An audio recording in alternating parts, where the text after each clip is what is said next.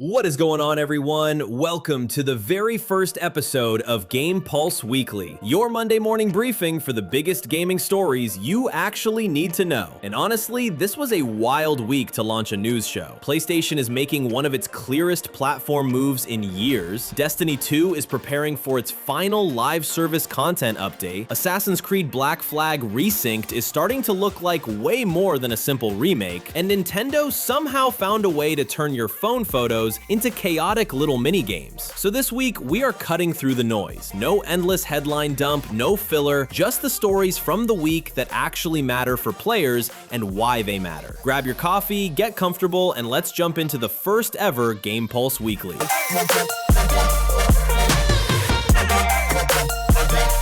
First up, we have to talk about PlayStation, because Sony's strategy around PC releases appears to be shifting in a major way. For the last few years, PC players got used to a pretty clear pattern. Wait long enough, and some of PlayStation's biggest single-player games would eventually make their way over to Steam. God of War, The Last of Us, Horizon, Ghost of Tsushima. That built an expectation. Maybe you did not need a PlayStation console forever. Maybe patience was enough. But according to recent reporting, PlayStation is now pulling back from that strategy for its major narrative single-player games. The reported direction is pretty simple. Multiplayer and live service games can still go wide, but the big single-player PlayStation games, the ones meant to define the brand, are expected to stay tied to PlayStation hardware. That reportedly affects games like Ghost of Yotei and Saros, and it likely tells us how Sony is thinking about future first-party narrative games as well. And from a business standpoint, you can see the logic. PlayStation wants its biggest story-driven games to feel like system sellers again, but from a player standpoint,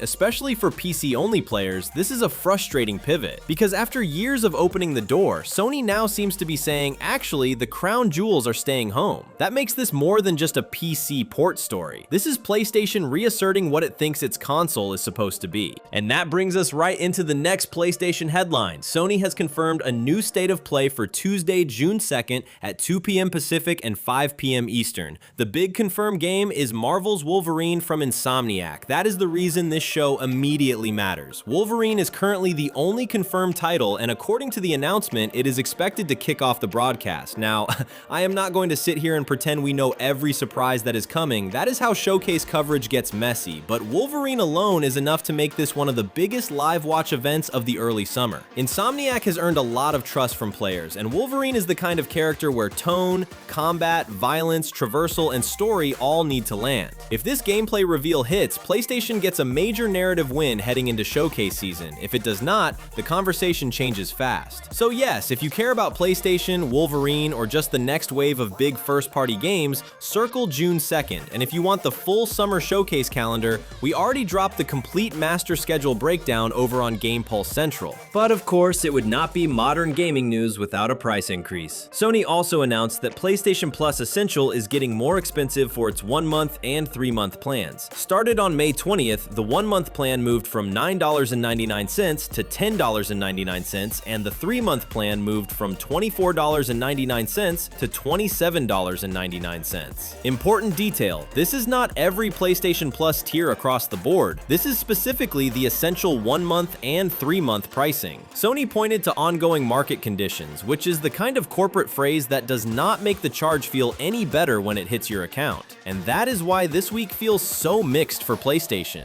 On one side, Wolverine is about to step back into the spotlight. On the other side, Sony is becoming more expensive and more protective of its console ecosystem. For PlayStation fans, that may reinforce the value of owning the console. For PC players and budget-conscious subscribers, it probably feels like another wall going up. Now let's shift to Bungie, because this was one of the biggest emotional stories of the week. Destiny 2 is getting its final live service content update on June 9th. After that, active development is ending, but the game will remain playable. That distinction matters. This is not Destiny 2 disappearing tomorrow, but it is Bungie officially closing the door on the game as an active live service platform. The final update, Monument of Triumph, is designed to leave the game in a better long-term state. Bungie is also bundling Destiny 2 and its content packs into Destiny 2 The Collection, which should make the game easier to understand for anyone who wants to jump in later. And for longtime players, this is a heavy moment. Destiny has been one of the defining live service franchises in gaming. gaming. It shaped how people think about shared worlds, raids, loot, seasonal storytelling, community events, and the promise of a game that keeps evolving for years. But this also feels like the end of an era. Bungie is now looking toward what comes next, including Marathon and whatever new projects the studio is incubating. So the big question is not just what happens to Destiny 2. The bigger question is, what is Bungie without Destiny 2 as its main engine? And if you want another reminder of how brutal the live service market is right now, look at Quantic Dream. Spellcasters Chronicles is shutting down next month. The game launched into Steam Early Access on February 26th, and less than 4 months later, Quantic Dream is already pulling the plug. The reason given is pretty straightforward. The game did not reach a large enough audience to make continued development sustainable. It will remain playable until June 19th, but it is already unavailable to download on Steam. Players who spent money during its run will be eligible for refunds. That is rough. And it is also a reminder that live service games are not just hard to make, they are hard to sustain. You need audience scale, you need retention, you need constant content, you need community trust. And if those pieces do not lock in fast, even established studios can get crushed.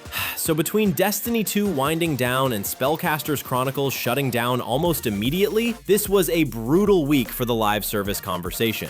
Now let's move from live service endings to a remake that keeps getting more interesting. Assassin's Creed Black Flag Resynced got a huge wave of new details this week, and it is becoming clear that Ubisoft is not treating this like a simple visual remaster. This is Ubisoft's first from-the-ground-up Assassin's Creed remake, and Black Flag is getting some major structural changes. First, the new endgame content. Black Flag Resynced is adding 8 new endgame missions that pit Edward Kenway against historical pirate hunter Robert Miller. The remake is also adding new side missions, new islands, and new ending missions for beloved characters. Altogether, Ubisoft says the new content adds up to around 6 hours of additional gameplay. That is a big deal, because this is not just the old game but prettier. This is Ubisoft trying to expand the experience while still preserving the core Edward Kenway saga. But the bigger conversation might be the modern day story. The original Black Flag pulled you out of Edward's pirate adventure and dropped you into those first-person Abstergo office sections. Some players liked that stuff. A lot of players did not. In Black Flag Resynced, Ubisoft Singapore is replacing that structure with hidden rifts across the Caribbean. Instead of leaving the historical story for office segments, players will find these rifts while exploring, and they will tell what-if scenarios around Edward Kenway. That is a very different approach. It keeps the focus closer to Edward. It makes the modern-day layer more optional and more discovery-based, and it should help the pacing for players who mainly want to stay inside the pirate fantasy. Basically, the game is saying, we know you came here for the Jackdaw, naval battles, treasure, and Edward Kenway, so we are not going to drag you away from that as often. But this is also a risky change, because for the Assassin's Creed fans who do care about the modern-day timeline, replacing those sections with rifts could feel like losing part of the original identity. So Black Flag Resynced is walking a tightrope. It has to modernize what aged poorly without sanding down what made the original memorable. And honestly, that is exactly why this remake is becoming one of the most interesting releases of the summer. We are also building a deeper flagship breakdown on Black Flag Resynced over on GamePulse Central, because there is way too much here for one weekly news segment. Now let's hit the rest of the week in the GamePulse lightning round. First up, Nintendo revealed Pictonico, a new mobile game coming to iOS and Android on May 28th. The pitch is very Nintendo in the weirdest way possible. It takes photos from your phone or tablet and turns them into WarioWare-style minigames. The game has 80 minigames, a score attack mode, a board game-style challenge mode, and even a fortune-telling feature. It is free to start, but the free version is basically a demo with limited access, and players will need to buy game volumes for the full experience. So yes, it is strange, but it is also the kind of strange only Nintendo can make feel weirdly normal. Next, Warhammer Age of Sigmar Deathmaster was revealed during Warhammer Skulls. This is a 2D side-scrolling action game from Old Skull Games and Dotemu, starring a Skaven assassin named Ratman Vanik. The gameplay leans on stealth, traps, environmental kills, and direct combat when things go loud. It launches in 2027 for PlayStation 5, Xbox Series X and S, Switch 2, and PC. So this one is not close, but if you like darker action platformers or Warhammer's grimy rat assassin energy, keep it on the radar. And finally, Marvel Cosmic Invasion added Cyclops and the Thing as its first 2 downloadable characters. Cyclops brings optic beams and hand-to-hand fighting, while the Thing is exactly what he should be, a big, rocky bruiser who punches through problems. They are available available together for $3.99, and Tribute Games is already teasing a second downloadable content drop this fall. Not the biggest story of the week, but for Marvel Cosmic Invasion players, that roster just got a lot more interesting.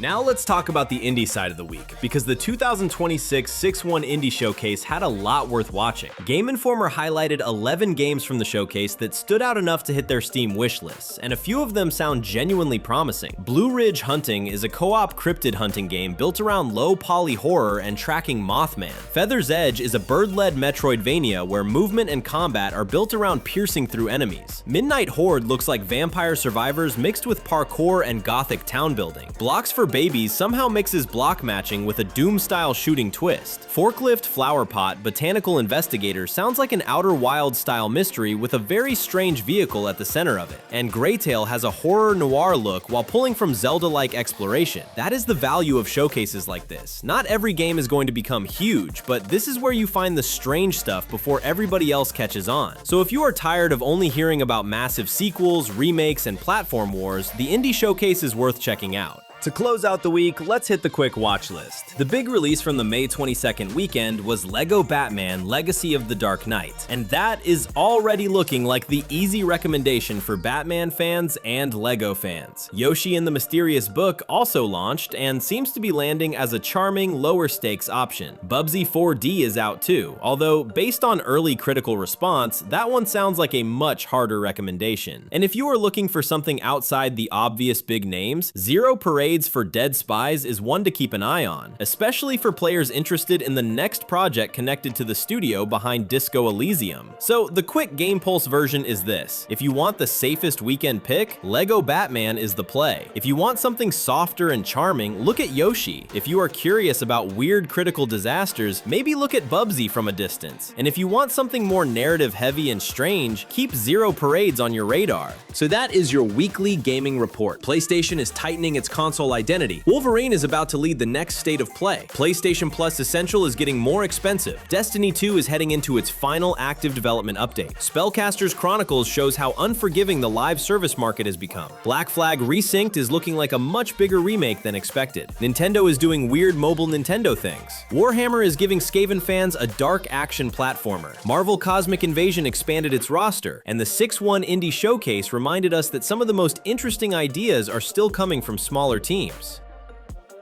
That is exactly what this show is going to be every Monday. The biggest stories, the quick context, and the player-first takeaway. If this is the kind of weekly gaming news report you want in your rotation, subscribe to GamePulse Weekly. And for the deeper essays, reviews, previews, and launch verdicts, head over to the flagship channel, GamePulse Central. Have a great week, keep your backlog under control if that is even possible, and I'll catch you in the next one.